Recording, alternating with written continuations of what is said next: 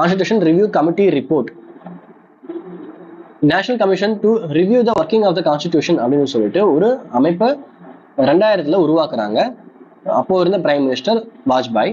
So இவர் என்ன பண்றாரு அப்படின்னா, ஒரு இந்த அமைப்பை உருவாக்கி கான்ஸ்டிடியூஷனை ரிவ்யூ பண்ண வைக்கிறாரு. இந்த ரிவ்யூ பண்றது இது என்ன பண்றாங்க அப்படின்னா, 1950 உருவான இந்த கான்ஸ்டிடியூஷன் இந்த 50 வருஷத்துல என்னென்ன சேலஞ்சஸை ஃபேஸ் பண்ணிருக்கு, என்னென்ன விஷயங்கள் வந்து இன்னுமே சால்வ் பண்ணாம இருக்கு, ஏதாவது அமெண்ட்மெண்ட் பண்ணணுமா அப்படிங்கிற மாதிரியான விஷயங்களை வந்து அந்த பிரைம் மினிஸ்டர் ஜஸ்டிஸ் எம்.என்.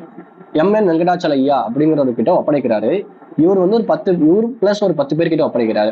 இவங்க என்ன பண்றாங்க அப்படின்னா, இந்த கான்ஸ்டிடியூஷனை ஓவராலா ஒரு ரிவ்யூ பண்றாங்க. ரிவ்யூ பண்ணும்போது சில விஷயங்கள் வந்து அமெண்ட்மெண்ட் பண்ணணும், சில விஷயங்களை இம்ப்ரூவ்மெண்ட் பண்ணணும், சில விஷயங்களை நடைமுறைப்படுத்துறதுக்கு நம்ம இந்தந்த செயல்கள்லாம் செய்யணும்னு சொல்லிட்டு இவர் ஒரு டீடைல்டு ரிப்போர்ட்டா ஒரு 2000 பேஜ்ல 2 வால்யூமா கொடுக்குறாரு.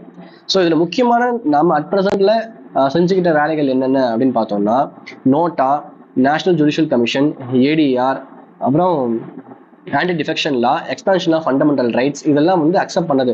இதையும் தாண்டி பல விஷயங்கள் அக்செப்ட் ஆகாம நிலுவையில இருக்கு, இல்லையா வந்து ரிஜெக்ட் செய்யவும் பட்டிருக்கு. ஆக மொத்தம் இந்த ரிவ்யூ கமிட்டியுடைய முக்கியமான வேலை என்னன்னா, இந்த கான்ஸ்டிடியூஷனை ரிவ்யூ பண்ணி சில விஷயங்களை சஜஸ்ட் பண்ணி இதை ரிமூவ் பண்ணுங்க, இதை வந்து அமெண்ட் பண்ணுங்க, இதை வந்து உருவாக்குங்கன்னு சொல்லி சொன்னதுதான் இந்த கமிட்டியுடைய ரிப்போர்ட்டா கொண்டு வந்துடுறாங்க.